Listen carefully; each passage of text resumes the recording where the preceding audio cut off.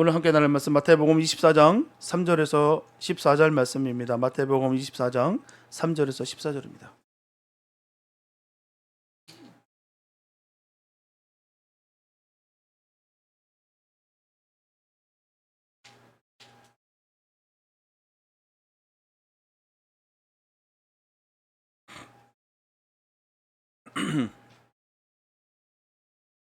마태복음 24장 3절에서 14절 말씀입니다. 주님의 귀한 말씀 우리 한 목소리 함께 합독하시겠습니다. 시작. 예수께서 감람산 위에 앉으셨을 때에 제자들이 종용이 와서 가로되 우리에게 이르소서 어느 때 이런 일이 있겠사오며 또 주의 임하심과 세상 끝에는 무슨 징조가 있사오리까? 예수께서 대답하여 가라사대 너희가 사람의 미혹을 받지 않도록 주의하라. 많은 사람이 내 이름으로 와서 이르되 나는 그리스도라 하여 많은 사람을 미혹해 하리라. 난리와 난리 소문을 듣겠으나 너희는 삼가 두려워 말라. 이런 일이 있어야 하되 끝은 아직 아니니라. 민족이 민족을 나라가 나라를 대적하여 일어나겠고 처처에 기근과 지진이 있으리니 이 모든 것이 재난의 시작이니라. 그때 사람들이 너희를 환난에 넘겨주겠으며 너희를 죽으리니 너희가 내 이름을 위하여 모든 민족에게 미움을 받으리라. 그때 많은 사람이 시험에 빠져 서로 잡아주고 서로 미워하겠으며 거짓 선지자가 많이 일어나 많은 사람을 미혹하게 하겠으며 불법이 성함으로 많은 사람의 사랑이 식어지리라. 그러나 끝까지 견디는 자는 구원을 얻으리라. 이 천국 복음이 모든 민족에게 증거되기 위하여 온 세상에 전파되리니 그제야 끝이 오리라. 아멘. 종말이란 단어는 정말 신앙인에게 아니 믿음의 사람들에게 하나님의 자녀들에게는 정말 아주 중요한 단어입니다. 너무너무 중요한 단어예요. 이 종말이라는 단어. 그러나 사람들은 종말이라는 말을 싫어합니다. 종말에 대한 큰 사건들이 너무나도 많아 있었기 때문에 종말에 대해 말하기를 꺼려하고 들으면 별로 기분 좋아하지 않습니다. 그러나 종말은 하나님이 이루어 가시는 역사적 사실입니다. 우리가 믿는 하나님은 알파요 오메가이십니다. 시작도 하나님 하시고요 끝도 하나님이 맺으십니다. 분명히 하나님에게는 시작이 있고 끝이 있어요. 그것은 우리의 삶을 통해서 그대로 보여주고 있습니다. 아침이 있으면 밤이 있고요. 하루의 시작이 있으면 저녁인 끝이 있다라는 것입니다. 이 세상에 출생이 있으면 마지막인 죽음이라는 끝이 있습니다. 이렇게 볼 때 이 종말이라는 말은 결코 하나님에게 위배되는 것이 아니에요. 그러나 이 종말 때문에 이단에 빠진 사람이 참으로 많다라는 것이죠. 이단이라는 것은 말씀에서 떠났다는 거예요. 다른 거 아닙니다. 뭐 뿔이 나 있고 얼굴이 뻘겋다든지 그런 게 아닙니다. 그냥 말씀에 떠난 거예요.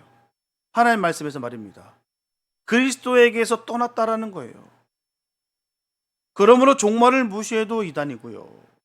너무 지나치게 강조하여 말씀에 없는 정말 시한부적 종말론을 끌고 나가도 이단입니다. 종말을 크게 두 가지로 나눌 수가 있습니다. 하나는 개인적 종말이 있고요. 또 다른 하나는 우주적 종말이 있습니다. 또 세분화하면 과거적 종말론, 또 현재적 종말론, 미래적 종말론으로 구분할 수가 있겠죠. 과거적 종말은 바로 이미 예수님께서 이 땅에 오셨으므로 종말은 시작됐다는 것입니다. 예수님 나를 믿는 자는 이미 구원을 받았고 믿지 아니하는 자는 이미 심판에 이르렀다라고 말씀하십니다. 또 현재적 종말은 우리가 매일 종말을 체험하면서 살아간다는 거예요. 매일 말입니다. 지금 나에게 행복이 없으면 내일도 행복이 있을 수가 없습니다. 지금 있는 이 자리가 만족하지 않는 사람은 내일 1000자리를 할지라도 결코 만족을 누릴 수가 없다라는 거예요. 매일 우리가 종말을 체험하면서 가야 될 줄 믿습니다. 늘 그 자리가 그 순간이 귀함을 알겠죠. 지금 내게 천국이 없으면 죽어서도 천국이 없어요. 난 예수 믿으니까 무조건 천국 간다. 믿음이 뭐겠습니까? 주님을 진정 믿어야 믿는 것이죠. 스스로 내가 신념을 가졌다고 해서 그 믿어지는 것이 아니에요. 정말 그 말씀이 믿어지고 주님이 믿어지고 그 하나님 나라가 나에게 임하기 때문에 내가 있는 이곳이 바로 천국이다. 이걸 믿는 것이 믿음이에요. 그냥 믿음 허울 좋은 그 믿음 아닙니다. 입으로 시인했다. 그 입으로 시인한 게 뭐겠습니까? 정말 믿음으로 말미암아 입으로 시인할 때 정말 그게 믿음일 거예요. 천국이 내 마음에 없는데 무슨 천국이요? 지긋지긋한 세상 빨리 끝나고는 천국 갔으면 좋겠다. 그런 분들 착각해서 나오시기 바랍니다. 그럴 일 없습니다. 지금 천국이 임해야 되는 것이죠. 내 안에 천국이 없는데요. 종말이어도 천국이 없습니다. 매일 종말론적인 신앙생활을 해 나가면서 우리는 주님의 은혜 가운데 천국을 날마다 체험해 가야 되는 것입니다. 이게 진정한 믿음의 사람들인 거예요. 제가 예전에 그쵸? 지금은 그분 되게 부끄러워하실 거예요. 그분들 여기 쓰나미 와서 저 동부로 도망가신 분들,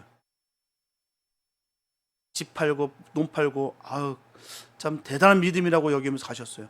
제가 하도 속상해가지고 한번 물어봤거든요. 신학생들이에요. 아니 여기가 다 무너진 간들 왜요? 거기가 좁습니까? 했더니 자기들이 다시 여기가 무너진 와서 회복시키러 와야 된대요. 얼마나 화가 나던지요. 제가 죄송하지만 쌍욕을 할 뻔했어요. 신학생이었는데 그때 시험이 들어가지고요. 내가 이거를 신학을 해야 되나 말아야 되나 한동안 생각해 본 적도 있습니다. 너무 화가 나가지고 지금 쓰나미 와서 우리를 덮치면 할렐루야 아닙니까? 주님 나라 가는데. 그러면 오늘 하루 쓰나미 안 주신 거 감사합니다. 빨리 할 수 있게 해서 감사합니다. 내가 걸어 다닐 수 있어서 감사합니다. 먹을 수 있게 해주셔서 감사합니다. 이게 아닐까요? 네. 하는 핑계가 그거예요. 다시 돌아와서 우리가 여기 무너진 곳을 회복시키러 온다. 그래서 정말 입은 터진 입이라고 참 너무 화가 나가지고 그때 고통스러웠던 그 순간이 지금도 부들부들 떨립니다. 매일매일 우리가 종말을 체험하면서 살아가는 거예요. 오늘 주신 것에 감사하면서 말입니다. 이게 진정 믿음의 사람 아니겠습니까? 마지막 미래적 종말론은요, 우리 우주 종말과 관계되어 있어요. 예수님께서 반드시 재림하신다는 것입니다. 재림이란 예수님이 다시 오신다는 말씀이에요. 동정녀 마리아에게 육신을 입고 세상에 오시는 것을 초림이라고 볼 때 분명히 두 번째 오시는 것을 재림이라고 부를 수 있습니다. 초림 시절에 인류의 관심이 하나님이 약속하신 그 메시아가 어떻게 탄생할 것인가가 중요한 관심사이듯 다시 오실 주님의 재림에도 언제 어떻게 오실 것인가가 관심의 대상이 되어 있습니다. 물론 그때나 지금이나 믿음 없는 사람들은 여전히 관심 없어요. 똑같습니다. 그런데 참으로 신비한 것은 그때도 아무에게나 공개되지 않았던 것처럼 이제 주님의 재림일지라도 누구에게나 공개된 것이 아닙니다. 믿음으로 기다리는 사람에게 주님의 초림 사건이 있었듯이 주님의 재림 사건도 믿음으로 기다리는 사람들에게 임하게 되는 것이죠. 이제 세계 이목은 주님의 마지막 이루어지지 않은 약속인 이 재림에 초점이 맞춰져 있습니다. 언제 어떤 모습으로 어떻게 이루어질 것인가. 그러나 성경의 대답은 그렇게 시원스럽지가 않습니다. 따라서 이 재림 때문에 수많은 신앙인들이 미혹을 받아 실족하고 넘어졌어요. 얼마 전에도 어떤 사람들이 언제쯤 주님이 오실 것이라 하시면서 아예 날짜까지 못 박아 세상에 발표한 것을 보게 됩니다. 성경을 보니까 계산해 보니까 오실 날짜가 80% 이상이래요. 그거를 믿고 아멘하는 사람이 있어요. 깜짝 놀랐어요. 그래서 그 신학교라는 곳은 제가 절교했어요. 이거는 위험한 거다. 그래서 아예 빼버렸어요. 오늘은 재림에 대해서 말씀을 나누며 은혜를 나눌까 합니다. 분명 바른 재림을 기다리고 준비하면 흔들림이 없을 뿐만 아니라 잘못됨이 없을 것입니다. 첫째, 하나님의 약속이기 때문에 재림은 반드시 이루어집니다. 마태복음 24장 42절과 43절 말씀 보게 되면 그러므로 깨어있으라 어느 날에 너희 주가 임할런지 너희가 알지 못함이니라. 너희도 아는 바니 만일 집주인이 도적이 어느 경점에 올 줄을 알았다면 깨어있어 그 집을 뚫지 못하게 하였으리라. 누가 세어보았는지 모르겠지만 성경에 나오는 약속은 약 32,500가지가 된다고 합니다. 성경에 보면 예수님의 오심이나 그 이전에 세례 요한의 오심, 그리고 예수님의 나심에서부터 고난받으심과 죽으심에 이르기까지 모든 것이 다 약속되어 있습니다. 그 약속대로 주님은 오시고 죽으시고 부활하시고 승천하셨어요. 다 이루어졌습니다. 특히 마태복음의 경우에는 이 사실을 강조하기 위해서 이루려 하심이라는 말이 13번이나 기록되어 있습니다. 마태복음 1장 22절에 모든 일에 된 것은 주께서 선지자로 하신 말씀을 이루려 하심이니로 시작한 말씀은 헤롯이 죽기까지 애굽에 있었던 일들, 나사렛이란 동리에 와서 산 일, 병을 고치신 일, 갈릴리에서 복음을 전하신 일, 비유의 말씀으로 설교하신 일 등을 예로 들면서 이렇게 된 것은 다 선지자들의 글을 이루려 함이라라고 했어요. 이처럼 주님의 생애에서 모든 약속은 이루어졌어요. 다만 이루어지지 않은 하나가 재림의 약속입니다. 주님께서 친히 하신 약속이에요. 마태복음 10장에 보게 되면 이스라엘의 모든 동네를 다 다니지 못하여서 인자가 오리라고 했고요. 24장 44절에는 생각지 않은 때 인자가 오리라 했어요. 누가복음 12장 40절에도 생각지 않은 때 인자가 오리라고 하셨고요. 요한복음 14장 18절에는 내가 너희를 고와 같이 버려두지 아니하고 너희에게로 오리라 했습니다. 이는 또한 천사들이 확인해 준 약속이기도 합니다. 마태복음 사도행전 1장에 보게 되면 예수님께서 승천하실 때 하늘을 쳐다보던 그 제자들을 들었습니다.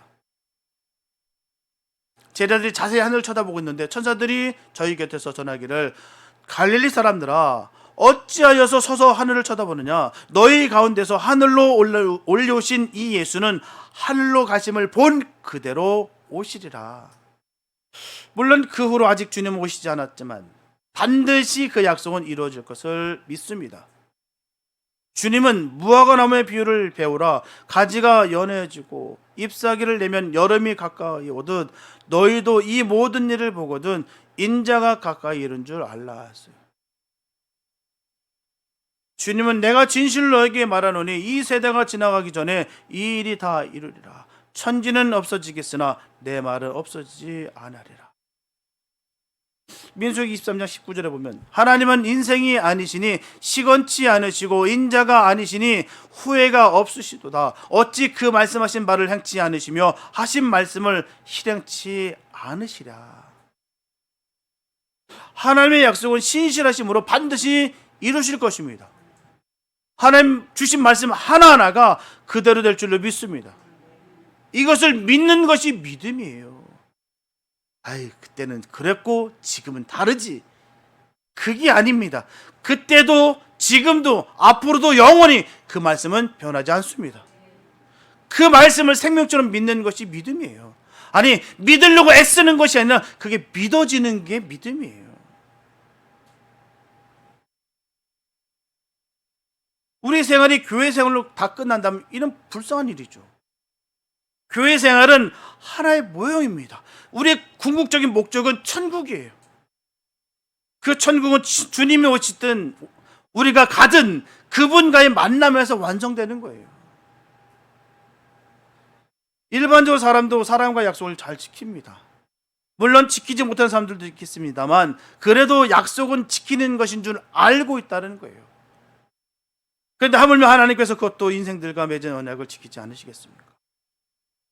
마태복음 24장 34절과 35절에 보면 내가 진실로 너에게 말하노니 이 세대가 지나기 전에 이 일이 다 이루리라 하셨어요. 주님의 재림은 반드시 이루어질 것입니다. 다만 베드로 사도가 그의 두 번째 편지에서 밝힌 것처럼 주께는 하루가 1000년 같고 1000년이 하루 같은 이 한 가지는 결코 잊어서는 안 됩니다. 우리 시간에 맞추는 것이 아니에요. 하나님의 시간에 맞추는 것이죠. 하나님의 말씀은 다 이루어집니다. 마태복음 24장 34절 35절 보면 내가 진실로 너에게 말하노니 이 세대가 지나기 전에 이 일이 다 이루리라. 천지는 없어지겠으나 내 말은 없어지지 아니하리라. 이렇게 맹세하듯 하신 말씀을 이루시지 않을 이유가 없습니다. 하나님은 한 번도 우리에게 실수하시거나 실패한 적이 없으세요. 우리가 변질되고 우리가 실수하고 우리가 실패할 뿐이죠. 주님은 그 말씀하신 그대로 모든 것을 다 이루셨습니다. 앞으로도 이 말씀이 이루어질 줄로 믿습니다. 그래서 우리는 이 말씀을 붙잡고 하루하루 감사하면서 그 잃어버린 영을 한 영혼이라도 건지기 위해서 우리고 애쓰고 심써야 될 줄 믿습니다. 아무리 쓰나미가 덮쳐서 우리가 이 순간 한순간 우리가 사라져버린다 할지라도 그 순간 오기 전까지 한 영혼이라도 천국 백성 만들기 위해서 우리는 애쓰고 분주해야 되는 것입니다. 두려움에 떨어서 살아가는 것이 아니라, 아니 내 착각 속에 내가 헤매며 살아가는 것이 아니라 그 잃어버린 영혼들을 위해서 주님 말씀이 그대로 이루어질 것을 믿고 감사하면서 우리가 하루하루 믿음을 지키며 나가는 것이죠. 왜요? 하나님 말씀은 이루어질 줄 믿습니다. 그 오실 주님을 생각하면서 오늘 하루의 삶을 기쁨의 삶이 되시길 예수의 이름으로 축복합니다. 둘째, 하나님의 비밀이기 때문에 재림은 하나님만 아신다는 거예요. 마태복음 24장 36절에 보면 그러나 그날과 그때는 아무도 모르나니 하늘의 천사들도 아들도 모르고 오직 아버지만 아시느니라. 분명히 말씀하고 있어요. 마가복음 13장 32절에 보면 그러나 그날과 그때는 아무도 모르나니 하늘에 있는 천사들도 아들도 모르고 아버지만 아시느니라. 마태복음 25장 13절에 보면 그런즉 깨어있으라 너희는 그날과 그 시를 알지 못하느니라. 오늘의 본문을 보면 예수님이 성전에 나가실 때 제자들이 성전 건물들을 가리키면서 대단하다고 침을 튀기며 떠들었어요. 그때 주님은 대답하시길 너희가 이 모든 것을 보지 못하느냐? 내가 진실로 너에게 이르노니 돌 하나도 돌 위에 남지 않고 다 무너뜨리리라 하셨어요. 참 무서운 말씀입니다. 이것은 예루살렘 성전 파괴뿐만 아니라 이스라엘의 멸망이에요. 다시 말하면 세계 끝이자 주님의 재림 사건의 예언이었습니다. 제자들이 너무나 놀랐을 거예요. 그러나 예수님께서 감람산 위에 앉으신 때 제자들이 종행이 와서 물었어요. 주님, 어느 때 이런 일이 있겠으며 또 세상 끝에는 무슨 징조가 있겠습니까? 똑같은 내용이 마가복음 13장에 그대로 나와 있어요. 이때가 언제쯤인지 궁금하지 않겠습니까? 그때 주님께서 하신 말씀이 그날과 그때는 아무도 모르나니 하늘에 있는 천사들도 아들도 모르고 아버지만 아시느니라. 주의하라 깨어있으라 그때가 언제인지 알지 못함이니라. 누가복음 12장에 보게 되면 주님은 너희는 마치 그 주인이 혼인집에서 돌아와 문을 두드리면 곧 열어주려고 기다리는 사람과 같이 되라고 하시면서 이러므로 너희도 예비하고 있으라. 생각지 않은 때에 인자가 오리라. 그러니까 주인이 오는 것을 마치 도적이 오는 것을 준비하듯 준비하라는 거예요. 누가복음 12장 39절에 보면 너희도 아는 바니 집주인이 만일 도적이 어느 때에 이룰 줄 알았다면 그 집을 뚫지 못하게 하였으리라. 누가복음 17장 20절에 보면 바리새인들이 하나님 나라가 어느 때에 임할는지 물었어요. 그때 예수님께서 말씀하시기를 하나님의 나라는 볼 수 있게 임하는 것이 아니다 라고 하셨고요. 누가복음 21장 7절과 8절에 보게 되면 그러면 어느 때 이런 일이 있겠사오며 이런 일이 이루려 할 때 무슨 징조가 있사오리까 하자. 미혹을 받지 않도록 주의하라. 많은 사람이 내 이름으로 와서 이르되 내가 그러라 하며 때가 가까웠다 하겠으나 저희를 쫓지 말라라고 하셨어요. 그러니까 한마디로 성경을 조금만 알면 그날과 그 시는 아무도 모르도록 봉인되었다는 것을 어린아이라도 다 알 수가 있습니다. 다 아는 내용 아니겠습니까? 글만 읽고 내용만 조금만 해석할 그 내용만 인식하면은 분명히 알 수 있는 말이에요. 누구도 모르는 거예요. 주님께서 봉인해놨다는 것이죠. 분명히 아무도 모른다. 천사도 모르고 나도 모르고 오직 아버지만 아셔 라고 하셨는데도 불구하고 그 성경을 뚫고 난 깨달아 알았어. 이게 문제입니다. 이게 이단인 것이고요. 어린아이들도 다 알아요. 주님께 딱 말씀하셨기 때문입니다. 다만 그때는 누구도 알 수 있을 만한 공개적인 징조들이 있다라는 거예요. 마태복음 24장 9절 이하에 보게 되면 그때 사람들이 믿는 자를 환난에 넘겨주며 죽일 것이고 주님의 이름을 위하여 믿는 이들이 모든 민족에게 미움을 받으리라 했어요. 즉 성도들에게 환난이 다가올 것인데 신앙인이라는 그 이유만으로, 하나님의 사람이라는 그 이유만으로 핍박을 받는다는 것입니다. 또 마지막 때는 증오가 있어요. 거짓 선지자들로 많이 일어나게 됩니다. 불법이 성함으로 사랑이 식어진다고 했어요. 그때 많은 사람이 시험에 빠져 서로 잡아주고 서로 미워하겠으며, 거짓 선지자가 많이 일어나 많은 사람을 미혹하게 하겠으며, 불법이 성함으로 많은 사람 사랑이 식어지리라. 거짓과 불법이 많습니다. 그러니까 언제나 눈을 바로 뜨고 보면 누구나 지금이 어느 때인지를 분별할 수가 있습니다.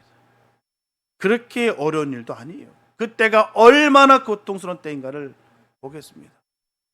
마태복음 24장 16절에서 20절에 보면 그때 유대에 있는 자들은 산으로 도망할지어다. 지붕에 있는 자는 집 안에 있는 물건을 가지러 내려가지 말며 밭에 있는 자는 겉옷을 가지러 뒤로 돌이키지 말지어다. 그 날에는 아이벤제들과 젖먹이 있는 자들에게 화가 있으리로다. 너희의 도망하는 일이 겨울에나 안식일에 되지 않도록 기도하라 했어요. 고통의 크고 두려움이 상징적으로 잘 표현되고 있습니다. 하나님의 고유 영역이 있어요. 누구도 넘보면 안 되는 것입니다. 그때마다 그것을 지키는 자가 살았고요, 지키지 못하는 자는 죽었어요. 에덴 동산에서는 선악과가 그것이었습니다. 그것은 누구도 손대지 못했습니다. 손대면 안 되는 것이었어요. 그런데 아담과 하와가 손을 대고 있습니다. 그들은 죽음을 선물로 받았어요. 또 공간의 지성소가 있죠. 성소의 휘장 안입니다. 거기는 바로 하나님의 임재의 공간이에요. 아무나 함부로 드나드는 곳도 아닙니다. 법궤가 그랬어요. 이를 어긴 사람이 죽음을 당했죠. 시간의 지성소가 있습니다. 안식일이에요. 누구도 침범할 수 없는 하나님의 시간입니다. 안식의 시간이자 예배 시간이에요. 하나님과 사귐의 시간입니다. 이 시간이 깨지면 그 인생 깨집니다. 물질의 지성소가 있죠. 그것은 11조입니다. 이럴 때 먹는 것은 하나님의 것을 도적질하는 것이죠. 하나님 것을 떼어 먹으면서 도적질하면서 복을 받을 줄 생각하면 그건 오산입니다. 약속의 지성소가 있습니다. 다른 것은 다 공개되어 있어요. 그런데 이 약속은 마치 휘장 속에 가려진 지성소처럼 아무에게도 공개되지 않습니다. 영원한 비밀이에요. 누구든지 이 안으로 들어가서 나름대로 해석하고 나름대로 사람을 미혹하면 그에게도 하나님을 모욕한 사람들이 받는 유래에 처하게 될 것입니다. 하나님이 비밀을 지키는 저와 여러분 되시기 바랍니다.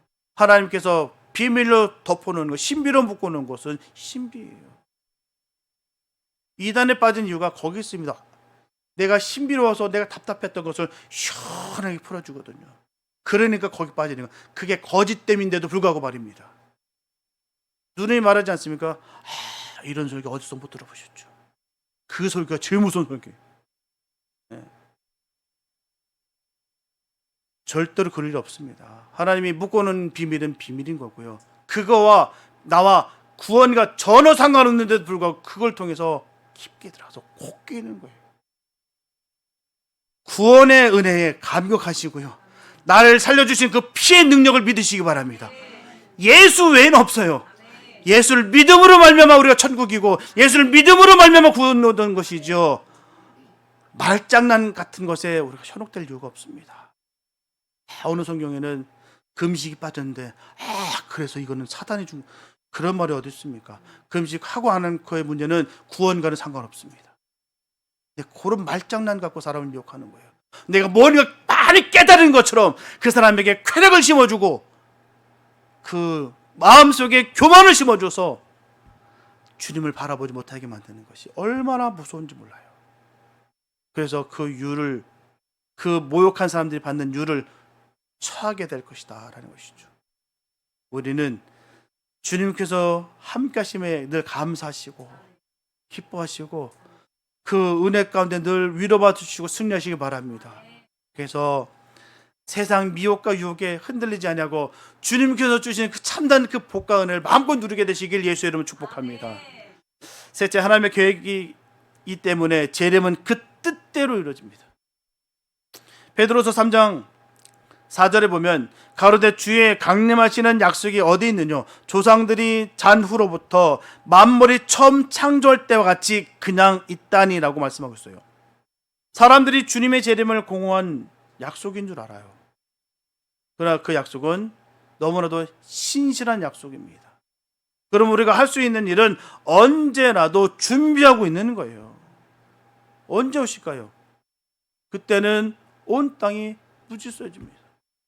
제자들이 어느 때 이런 일이 있겠사오며 이 일이 이루려 할 때 무슨 징조가 있사오리까라고 묻자 마태복음 24장 29절에 보면 그날 환난 후에 즉시 해가 어두워지며 달이 빛을 내지 아니하며 별들이 하늘에서 쏟아지며 하늘의 권능들이 흔들리리라. 정말 오실까요? 그렇습니다. 진실로 다시 오십니다. 우리 주님은 다시 오세요. 그때 인자의 징조가 하늘에서 보이겠고 그때 땅의 모든 족속들이 통곡하며 인자가 구름을 타고 능력과 큰 영광으로 오는 것을 보리라. 그들이 될 줄 믿습니다. 도대체 왜 오실까요? 택하신 자 때문에 오시는 거예요. 저와 여러분들 때문에 오시는 것입니다. 큰 나팔 소리와 함께 천사들을 보내리니 저희가 그 택하신 자들을 하늘 이 끝에서 저 끝까지 사방에서 모으리라는 것입니다. 그럼 그때 성도들과 불신자들에게 일어날 일은 무엇이겠습니까? 둘 중에 하나는 데려감을 당하고 하나는 버림을 당한다는 것입니다. 바로 구별된다는 거예요. 마태복음 24장 40절과 41절에 보게 되면 그때 두 사람이 밭에 있음에 하나는 데려감을 당하고 하나는 버려둠을 당할 것이요 두 여자가 매를 갈고 있음에 하나는 데려감을 당하고 하나는 버려둠을 당할 것이니라. 일상생활 속에서 이런 일들이 벌어지는 거예요. 이제 종말이 오니까 일 다 때려치고 그냥 교회만 모여서 함께하면 되겠구나. 그게 바로 위험한 거예요. 성경은 그렇게 전하고 있지 않습니다. 밭에 있음에 매를 갈고 있음에 내 하는 평소의 삶을 충실하면서 그 가운데 주님과 동행하고 주님과 늘 교통하며 그 갈급함을 늘 기도로 찬양으로 예배로 주님께 나아가는 것이죠. 이게 믿음의 사람들의 모습인데 그 가운데 반드시 역사는 이루어진다는 것이죠. 어떻게 해요? 데려감을 당하고 버려둠을 당한다는 거예요. 그렇다면 어떤 사람이요? 주님을 갈망하고 늘 주님 생각하는 사람들이 버려둠을 당할까요? 얼마나 비참한 일입니까? 버림을 받는다는 거예요. 세상에서도요, 어떤 사람은 데려가고 자기는 불러주지 않으면 미칠 지경인데 천국에서 그런 일이 생긴다는 것이죠. 얼마나 황당할까요? 그래서 이러므로 너희도 예비하고 있으라. 생각지 않은 때에 인자가 오리라는 말씀은 자다 가도 깨어들어야 되는 말씀이에요. 이 말씀은 너무너무 귀한 말씀입니다. 언제라도 주님 편에 서서 주님 바라보면서 하루하루 순간순간을 기쁨으로 감사하며 그 주님께서 주신 그 삶을 영위하는 것입니다. 이게 믿음의 사람들의 참된 모습인 거예요. 아유, 이놈의 지긋지긋한 세상 언제나 날 데려가실래나. 결코 아름다운 삶이 아닙니다. 사단은 우리에게 그 비참함을, 그 고통을, 그 상황과 형편을 자꾸 바라보게 해서 그런 마음을 심어줍니다. 그러므로 인해서 그 마음속에 천국이 사라지게 만든다는 것이죠. 천국이 사라진 게 뭐겠습니까? 주님이 나와 함께 없는 삶이 바로 천국이 사라진 삶이에요. 주님은 날 자꾸 바라보시고 우리 주님을 바라보는 것이죠. 그렇게 함으로 인해서 천국이 임하는 거예요. 상황과 형편이 넉넉해서 좋아서 기쁠 수 있느냐? 아닙니다. 지금 내가 힘들고 고통스러우면요, 그때도 마찬가지예요. 짜증스럽다? 그때도 마찬가지예요. 지금 만족하지 못하면 그때도 만족하지 못합니다. 똑같아요. 그때 대해서 내가 좀 생각해 볼게요. 절대 그럴 일 없습니다. 그럴 일은 절대로 돌아오지 않아요. 내가 지금 결단하고 지금 회복돼야 됩니다. 이게 지금 돼야 되는 거지 차차 시간이 되면 아닙니다. 미루어서 둘 일이 아니에요. 늘 깨어 있어야 될 이유가 거기 있는 것입니다. 사람들은 언제나 하나님을 비방해요. 그렇게 왔습니다. 또 말씀을 따르는 사람들을 조롱했습니다. 노아가 방주를 지을 때도요, 비가 언제 오느냐라고 조롱했어요. 그때도 여전히 시집가고 장가가고 있었습니다. 그러나 때가 되어 비가 오기 시작했죠. 밤낮 40일을 하늘과 땅에 샘들이 터지듯 쏟아지는 그 폭우에 노아의 가족을 제외하고는 다 죽었어요. 안 올 줄 알았죠. 120년 동안이나 지났는데 안 올 줄 알았죠. 소돔과 고모라가 멸망당할 때도 사람들은 어디서 날벼락 같은 일이 일어나겠느냐라고 비웃었어요. 마침내 하늘에서 유황과 불이 쏟아졌고요, 농담으로 여기며 조롱하던 사람들은 유황불 속에 다 죽었고요, 롯과 딸들만 살았습니다. 옛날에도 하나님의 약속은 왜 이리 더디냐고 야유했어요. 베드로 당시에도 주님 오신다는 약속이 어디 갔느냐 라며 비웃었어요. 지금도 사람들은 왜 주님이 안 오시냐라고 비웃죠. 그러나 주님은 오십니다. 그렇습니다. 기름 없이 잠자던 사람들이 부끄러움을 당했던 그 순간, 지금도 기름 없이 잠만 자는 사람들이 있어요. 부끄러움을 당할 것입니다. 주님께서 사람의 미혹을 받지 않도록 주의하라. 많은 사람이 내 이름으로 와서 나는 그리스도라 하여 미혹해 하리라. 난리와 난리 소문을 듣겠으나 너희는 두려워 말라. 이런 일이 있어야 하되 끝은 아직 아니니라. 민족이 민족을, 나라가 나라를 대적하여 일어나겠고 처처에 기근과 지진이 있으리니 이 모든 것이 재난의 시작이니라. 주님은 분명히 말씀하시기를 내가 진실로 속히 오리라 하셨어요. 이 주님의 약속은 반드시 이루어질 것입니다. 왜 그럴까요? 신실하신 하나님의 약속이기 때문이에요. 우리가 바라고 원하든 부정하든 상관없이 주님이 약속하셨기 때문에 그 말씀은 그대로 이루어지게 되어 있습니다.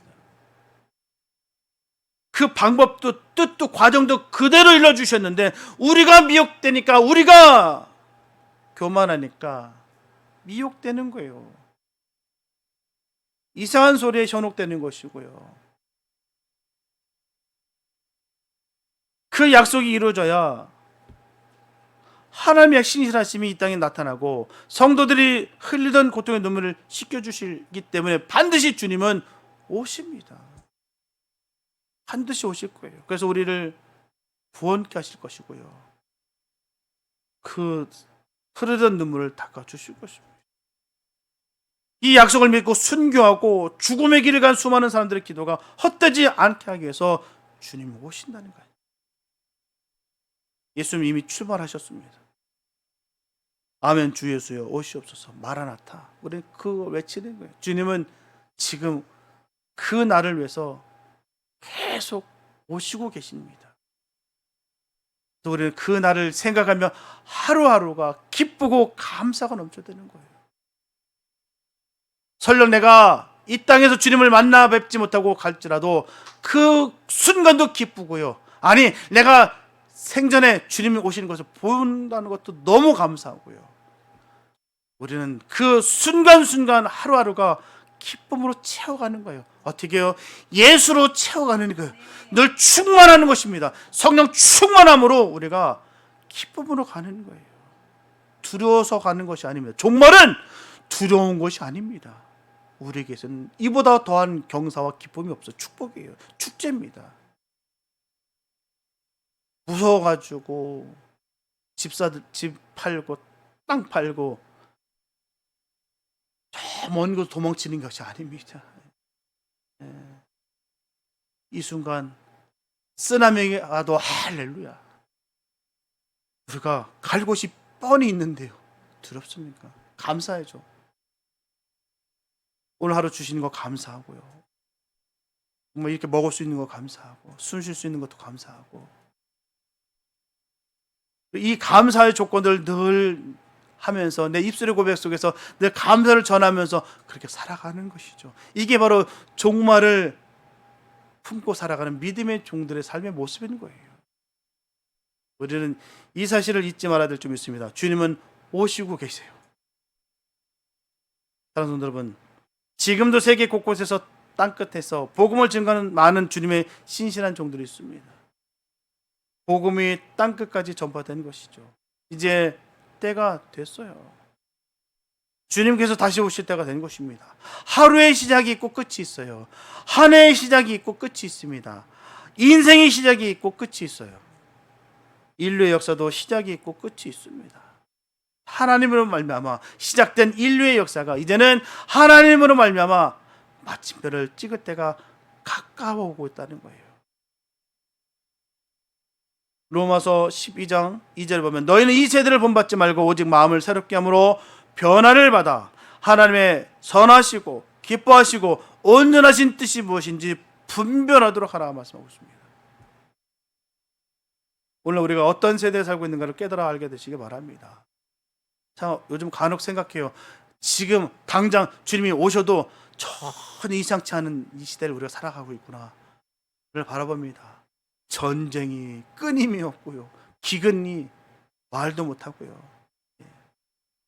수많은 그 어려움들이 계속해서 일어나고 있습니다.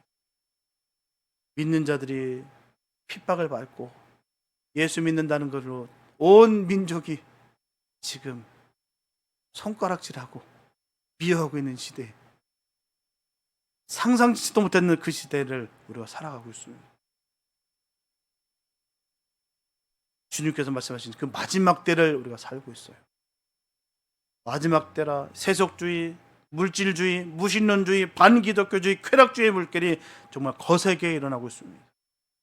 마지막 때라 영적으로도 혼란스러워서 이단과 사이비가 큰 세력으로 믿는 자들을 미혹해서 넘어뜨리려고 있다는 거예요. 그 교세가 무지막지합니다. 그 물질 공세로 수많은 사람들이 넘어지고 있어요. 오늘 주님께서 끝까지 견디는 자가 구원을 얻으리라 하신 말씀을 마음판에 새기시고 세속의 물결 속에서도 하나님의 중심, 교회 중심의 신앙생활을 복음 위에 터 위에 굳게 서서 바른 복음, 바른 믿음 신앙생활을 하게 되시기를 예수님의 이름으로 축원합니다. 기도합니다. 사랑해 주신 감사합니다, 아버지. 정말 우리가 습관적으로 때가 됐다, 세상이 너무 악하다, 주님 오실 때가 다 됐다, 습관적으로 할 때가 얼마나 많은지 모릅니다. 그런데 우리가 정말 준비가 됐는지 모르겠습니다. 매일매일 삶 속에 쫓겨 살면서 주님 생각을 하지 않으며 나의 생각과 나의 고민에 빠져서 살 때가 얼마나 많은지 모릅니다. 하나님, 우리를 불쌍히 여겨주셔서 하나님 이 험한 세상 속에서 주님을 통하여 회복되고 기쁨이 넘치고 감사가 넘치는 복 있는 삶이 되게 축복하여 주시옵소서. 주님으로 말미암아 늘 승리케 원합니다. 오직 예수입니다. 구원은 오직 예수입니다. 그 무엇도 아닙니다. 그 예수만 믿고 의지하여 늘 승리를 이룰 수 있는 복 있는 삶 되게 하여 주시옵소서. 그 어느 곳에 있든 우리는 하늘나라 천국이다라는 이 찬양을 하며 늘 감사와 기쁨을 전할 수 있는 복 있는 우리 모두가 되게 축복하여 주시옵소서. 예수로 말미암아 우리는 구원받았습니다. 감사로 나아갈 수 있는 믿음의 사람들 되게 축복하여 주시옵소서. 함께 시켜서 믿습니다. 종말을 두려울 것이 아니라 종말은 바로 우리의 축제의 날이라는 것을 생각하며 순간순간 기뻐하며 감사하며 주님께 영광 돌리는 복 있는 삶 되게 인도하시고 축복하여 주시옵소서. 이끄실 것을 믿사옵고 예수님의 이름으로 됐습니다.